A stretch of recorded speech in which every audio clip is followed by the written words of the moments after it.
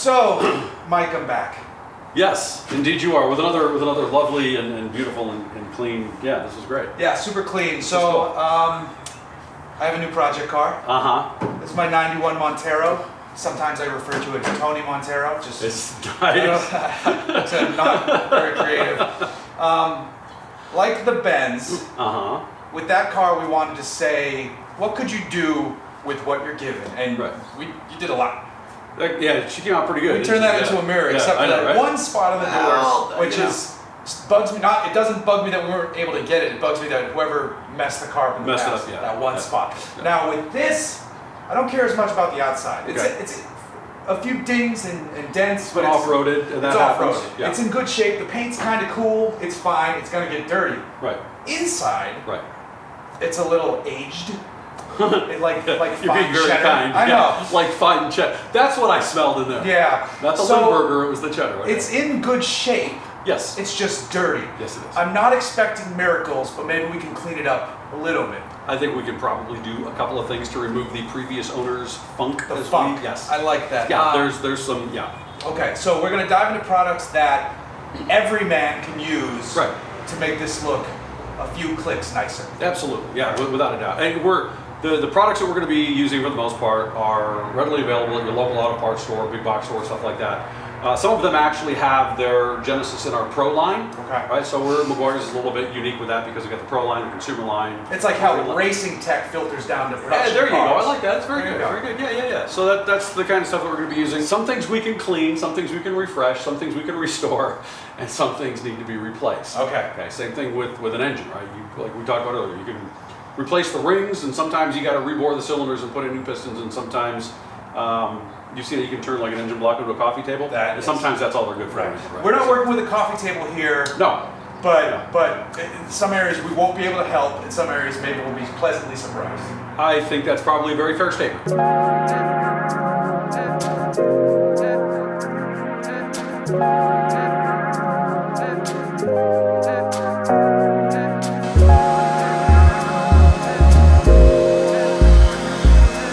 So obviously we've got staining and other issues and whatnot in here, but the biggest thing that we need to deal with first when you're doing anything on the interior is to vacuum. There's a lot of loose debris. It gets down into cracks and crevices and on the dash and the vents and all that kind of stuff. But in the carpet and the seats, it's amazing. We can get rid of 70-75% of the dirt just by vacuuming first. Getting all that junk out of the way then allows us to get in with proper cleaners and brushes and stuff to actually start addressing the stains and other spots and kind of general issues like that. Whether it's on the carpet, upholstery, or whatever, we need to vacuum it all out, get that loose stuff out first, so that's the first step. So, earlier we mentioned some things can be cleaned and some things kind of need to be replaced. Well, there's going to be spots and areas that you really can't fix. You're not going to win every battle, to your point, Jeff. This spot, who knows what this originally was? I always love when people ask this question, what is this on my car? I'm like, dude, I wasn't there when it happened. Don't blame me. This could have been some kid's chewing gum back in 1995. Can't really tell the vintage of it, but that's probably not really gonna go away. We might be able to make it look a little bit better, but that's one of those things that's gotten in there so nasty, so aged, so dried out, and so bonded into the fibers of the carpet. Sometimes you just can't fix everything. So for carpet and upholstery cleaning, whether it's light duty or getting a little bit heavier duty with some of it, we're going to use our carpet and upholstery cleaner. This is one of those products that kind of has its genesis in our Pro line. What's interesting with this in the consumer line, we have our air refresher technology. So it's this odor eliminating technology that you buy an older car, and we talked about previous owner's funk that's in it. This is actually a nice added benefit to have in there. It actually micro encapsulates the source of the odor, so it permanently eliminates it. This has a handy dandy little scrubby brush on it. This is great for lighter duty work. We're going to use this on the seats of the car because they're really not that bad. But when we get down into the carpet, we probably want something a little bit more aggressive, a little bit easier to control than that small brush there. But for light duty cleaning, that's fantastic, and the product will spray right through it. So let's get at it and see what we can do to freshen some of this up. Something that's kind of a good point with this is that we're not saturating the upholstery. Yeah. So you don't really want to come at this with like a bunch of water. It'll get down into the foam, because you're never going to get that water back out.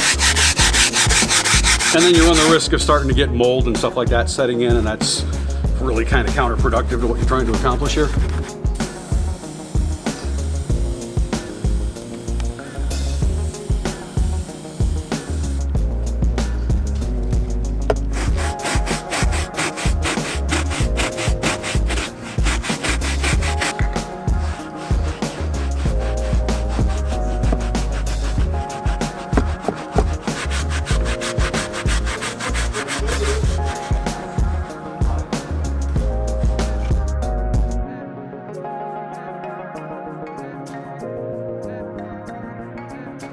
So the vinyl, we've got obviously a lot of dirt that's embedded into the grain of the vinyl. It's an interesting dark taupe color or whatever the heck you call this. I'm sure there was some technical name for the color. I don't know what brown. It is. Brown. Okay. Yeah. So we're gonna make it a little less black in the brown. But microfiber is fantastic for this because microfiber, what we love about microfiber, yeah, everybody thinks it's nice and soft for the paint, but microfiber is designed to grab and hang on to stuff.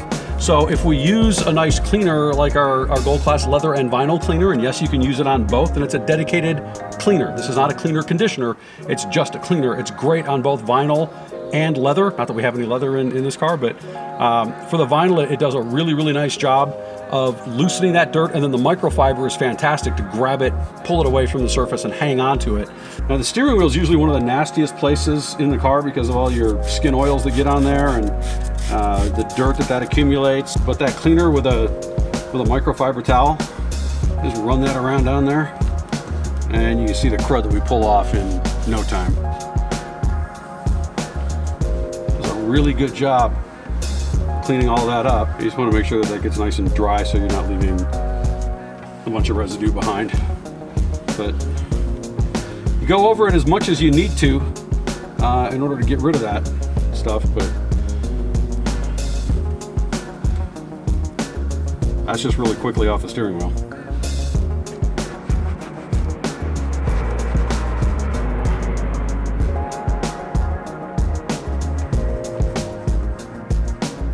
Something that you do want to be careful of, especially if you're working on older leather, and it can happen on vinyl as well, but I think leather is probably the most common issue where this happens. The coating, automotive leather tends to have a thin urethane coating on it. It's a highly engineered coating. It's designed to breathe and stretch just like the leather underneath it. If you get a little aggressive with even a microfiber towel, I don't care what product you're using, it can be plain water. You can rub through, you can abrade through that coating and start to shift the color, and you're not gonna fix it without redoing the seats at that point. So be really careful on leather how aggressively you scrub it. That's where that horsehair or boar's hair brush that we showed earlier, really, really good tool to use for cleaning leather. You can get the pedals pretty clean with this. What's nice here is we're talking about a dedicated cleaner and not a dressing, so it's not gonna be slippery, and it's really not a good idea to have your foot sliding off the brake or the clutch. But we can clean these up nicely. That was too easy. It's entirely too easy. That's gonna look staged. Mike, I forgot to show you the back of the car. No, sir, we're done. I'm out of here. Well, I do not have a hazmat suit. Look, I should be wearing gloves to start with. To get back in here, I feel like I need a hazmat suit. What is even in here? I'm gonna attack the back of this thing and see what happens. You can see some of that staining went away pretty easily, and other things just aren't. And that comes down to what is the stain, how old is it, how well does the material release, all of that kind of thing.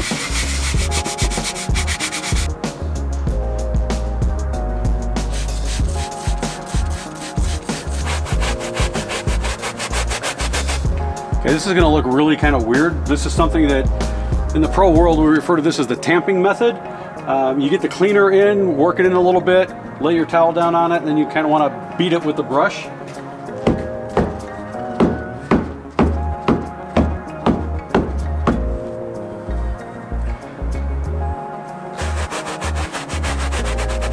Early on, to be really candid with you, I didn't have high hopes for it, but then again, it's, you know, what exactly is the stain? We don't know that. And some stains, you know, like we've been saying, will release a lot easier than others will.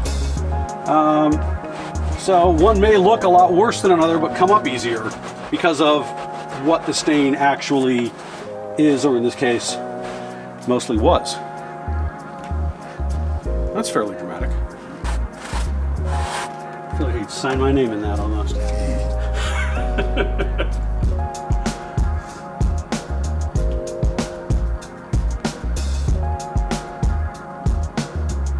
So with all this interior cleaning that we've been doing, and we've been making some really, really good progress, there's something that's driving me personally nuts that has nothing to do with the interior, and it's this snorkel. It's kind of loud and proud hanging off here on the side of the front end of the thing, and it looks terrible. So great time to use our new Citrus Fresh cleaning wipes. It's a multi-surface cleaner. It's kind of like an all-purpose cleaner with a citrus kind of punch to it, and it's safe to use on all kinds of different surfaces. It's in a nice handy-dandy wipes format, so we can get in here and do a nice pre-clean on this before we're going to go in and do some dressing to kind of freshen this back up. All right, so the inside of this truck looks fantastic now. We had some wins, which you didn't expect, especially in the back. Well, you know, I expected some wins, of course, but the win in the back was kind of huge. Bigger win. That was a championship. That was good. Right? And then a surprise bonus win on the outside. With the snorkel that just desperately needed it, so I couldn't let that go. Okay, so the last step, we've cleaned the interior. Mike's cleaned the interior. It looks good. Now it's going to smell good? That's going to smell good. Okay, so explain this. So if you've got any lingering odors, you've bought a used vehicle that's, this one's what, 28 years old, you don't know who's had it, what they've been doing in it, smoking and all that kind of stuff. Our whole car air refreshers, they're a little canister, kind of like a bug bomb. Right. So you pop the top, it's a little tab on here, you depress that and it locks it open. See this for a second, keep talking about it. You don't want to do this while you're in the car, okay? But we do want the AC on, engine running, AC on, full and on recirculate. Okay, so what this will do is pull this through all the ductwork of the air conditioning system. So if there's any odors that are trapped in there that you can't get to, this will get to them. It micro-encapsulates the source of the odor on a molecular level, right? Grabs onto it, isolates it, gets rid of that stench, whatever it might be. Okay. What's nice is it will permeate throughout the entire vehicle. The ductwork and everything else, it won't get the headliner wet, it won't fog up the windows, any of that kind of thing. Super easy to do, windows up, engine on, AC on, let's go. Okay, that's the last step, and then we're out of here.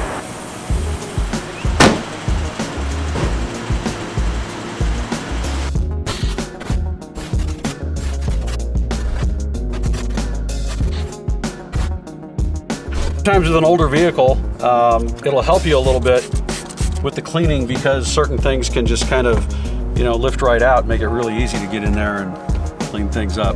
You might want to look at the tabs on this thing and see if you can get this to stay put when you're off-roading so it doesn't go bouncing right out of the car there. Just, you know, we got something goofy stuck down in there. Something like that, just spray it in. We can hit this with a brush if need be.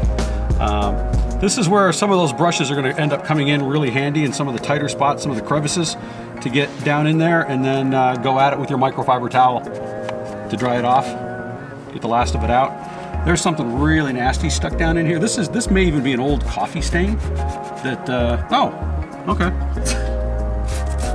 See, we do make good stuff. It just needed a little bit of time to sit there and dwell in it. Whatever the heck that was, it's coming out in chunks, but it's gone. So, again, some things can be cleaned up, some things can be freshened up, some things just need to be replaced. You can't fix everything. We never know what all some of these stains are over the years from previous owners. It ends up being a question of getting in and working all these different areas. You're gonna go through a lot of towels.